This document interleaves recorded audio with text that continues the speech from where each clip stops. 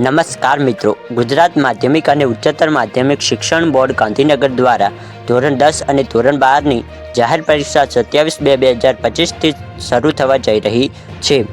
Board દ્વારા પરીક્ષાર્થીઓ માટે ઉત્તરવહી ભરવા સંબંધિત અગત્યની સૂચનાઓ બહાર કરવામાં આવી છે, જેથી વિદ્યાર્થીઓ પરીક્ષા દરમિયાન કોઈ પણ ભૂલ કરે નહીં અને યોગ્ય રીતે ઉત્તરવહી ભરી શકે. આ માટે અમુક અગત્યની સૂચનાઓ હું તમને અહીં જણાવવાનો છું, તો ખાસ આ વિડીયોને અંત સુધી જરૂરથી જુઓ.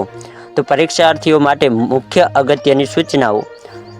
સૂચના નંબર 1 કે બારકોડ સ્ટીકર. તો કે પરીક્ષાર્થી પોતાની ફી રસીદ પ્રવેશ પત્ર પર આપેલ બેઠક નંબર અને બારકોડ સ્ટીકર પરનો બેઠક નંબર એક જ છે તેની ખાતરી કરવી ખૂબ જ જરૂરી છે.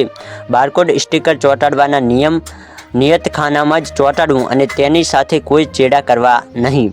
બેઠક નંબર. તો કે પરીક્ષાર્થીએ પોતાનો બેઠક નંબર નિયત જગ્યા પર જ અંગ્રેજી અક્ષરો અને અંકોમાં સ્પષ્ટ રીતે લખવો. તેમાં કોઈપણ પ્રકારની છેકછાક કરવી નહીં. ઓળખ ગુપ્ત રાખવી, એટલે કે ઉત્તરવહી કે પુરવણીના કોઈપણ પાના પર પોતાની ઓળખ જાહેર થાય તેવા કોઈપણ નંબર કે નામ કે ચિહ્ન તમારે લખવાના નથી, તે તમારે ખાસ ધ્યાન રાખવાનું છે.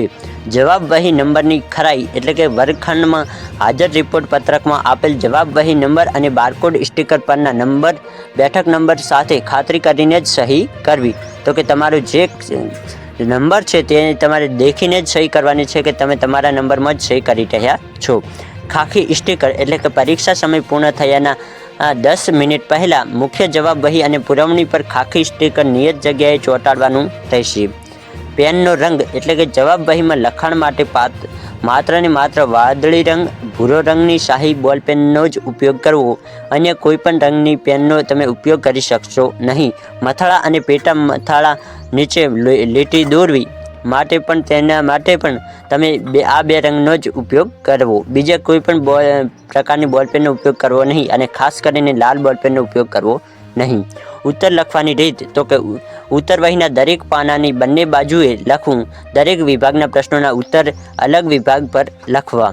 વિભાગ બદલાય ત્યારે નવા પાનાથી શરૂ કરવું અને પ્રશ્ન ક્રમાંક આંશિયામાં લખવા. વિભાગ બદલાય ત્યારે વચ્ચે કોરું પાનું છોડવું નહીં.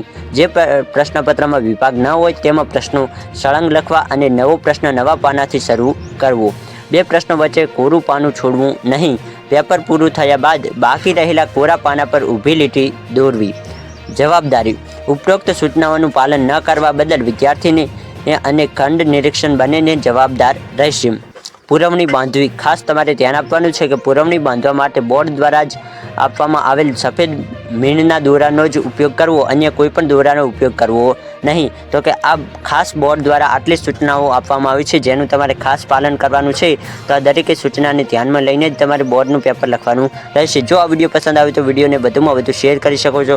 જે પણ તમારા મિત્રો બોર્ડની પરીક્ષા આપવાના હોય તેમને આ વિડીયો જલ્દીથી મોકલી દો, જેનાથી તેમને પણ આ સૂચનાઓની ખબર પડે. આ વિડીયો પસંદ આવે તો વિડીયોને લાઇક કરો અને આપણી યુટ્યુબ ચેનલ ઉપર પહેલી વાર આવે તો જરૂરથી ચેનલને સબસ્ક્રાઈબ કરો.